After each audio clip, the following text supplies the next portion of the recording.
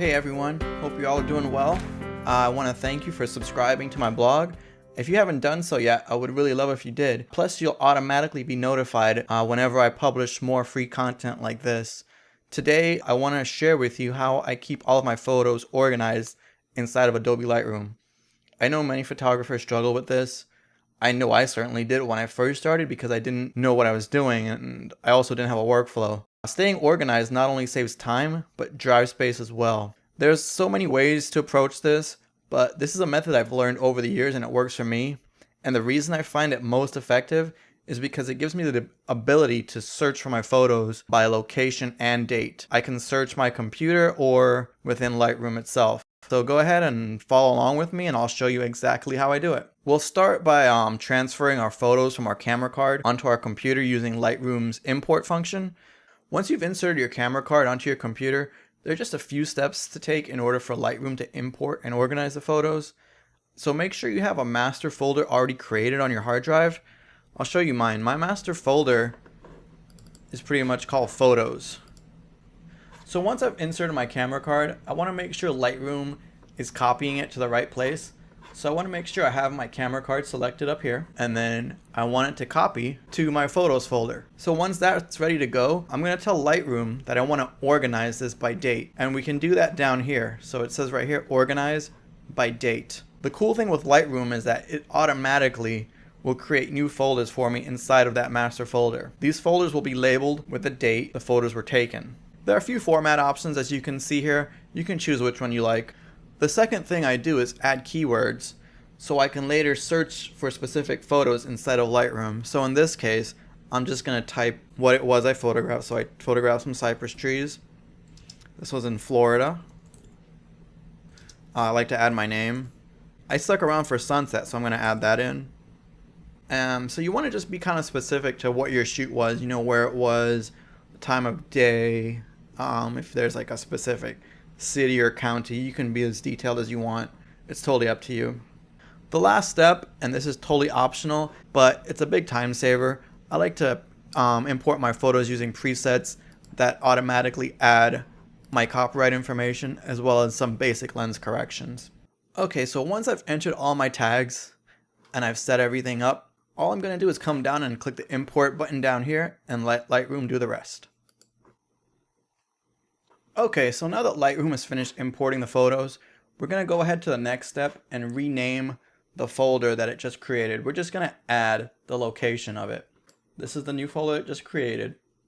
So if you right click on it, you come down to rename, and I'm going to leave the date in the front and just add the location. So this was Lake Istapoga, so I'm just going to add Lake Istapoga and click save. So this step just adds an extra layer of organization. We now know the date and also the location of where the photos were taken. So the cool thing is the folder's name not only changed in Lightroom, but also on our hard drive. So if we come here to our master folder, we can see here it says Lake Istapoga with the date. This is great if you want to find your photos from a specific location. All you have to do is search. So let's just search Lake Istapoga, and you can see the folder pops up. And that's pretty much it. Easy, right? So that's pretty much how I organize instead of Lightroom. So these next steps will help you clean up your unwanted photos. Think of it as getting rid of clutter on your desk. The less files you have, the easier it is to find the important ones. Plus, you'll save a ton of hard drive space. So the next step is to go to the library tab up here. Just click on that if you're not in the library tab. Next, we're going to click on the first photo. You can either click on it here in the grid view or down here in film strip view. Then we're going to press the letter E on the keyboard. And what that does is it brings the photo full screen and makes it much larger for us to see. Okay, so the next step is called flagging. And all that means is that we're going to pick the photos we want to keep and reject the ones we want to get rid of. The picked photos will have a white flag icon next to it, while the rejects will have a black flag. So in order to pick a photo, we're just going to hit P for pick and X for reject. So let's get started. I don't really like this picture, so I'm going to hit X for reject. And as you can see, it stayed in the same photo. So to make this process go a little bit faster, I'm going to press the caps lock button. So what the caps lock button does is it tells Lightroom to automatically move forward to the next picture every time we pick and choose. So now, if I hit X, you'll see it moved on to the next photo. So we're just going to keep doing this. These are all rejects. This one's okay, but I don't like it that much. X, X, X, X, X. Man, this one's okay. So this is a pick. So again, you can see right here, the picks have a white flag and the rejects have a black flag. You don't have to be super critical at this point which photos you pick and reject.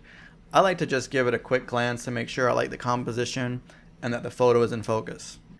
After you're done with the flagging process, the next step is to get rid of the rejects. And to do this, we're going to come down here where it says filters off. There's a drop down menu and we're going to set it to flagged. Lightroom will now know that we're just filtering just flagged photos. To show just the rejects, just right click on the flag icon and select rejected photos only. And boom, there are all our rejects.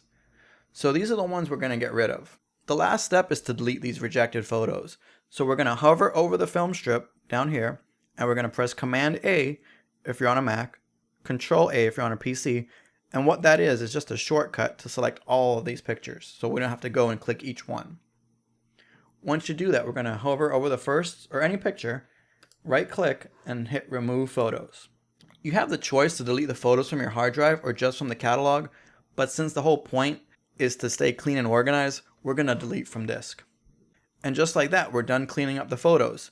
To see all the photos that we picked, we're just going to come back down here and we're going to turn filters off. And there are all our keepers. This workflow may seem a bit tedious, but it's definitely worth it to stay organized and to save hard drive space. One last tip I want to share with you is to always rate your final edited photos with 5 stars. These are photos that you plan to publish on your website, to sell, or to post on social media. Rating the photos with 5-star makes them easy to access. So let's say I took this picture here and I finished editing it. All I'm going to do is press 5 on the keyboard. And you can see down here it has 5 stars. I'll do it again.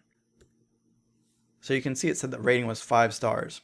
So by rating these photos with 5 stars, it makes them easy to access in Lightroom using these smart collections over here. And just click on the folder here. So if we go to grid view, just hit G, we'll see all of my 5-star photos. So now every time I want to quickly find my favorite photos that I'm looking to print or sell or share with social media, all I have to do is come back to this smart collection and boom, they're all here. So that brings us to the end of this tutorial. If you enjoyed it or found this helpful, leave a comment below and don't forget to subscribe. If you need further help, feel free to contact me. I do offer one-on-one classes. So thanks so much for watching and see you next time.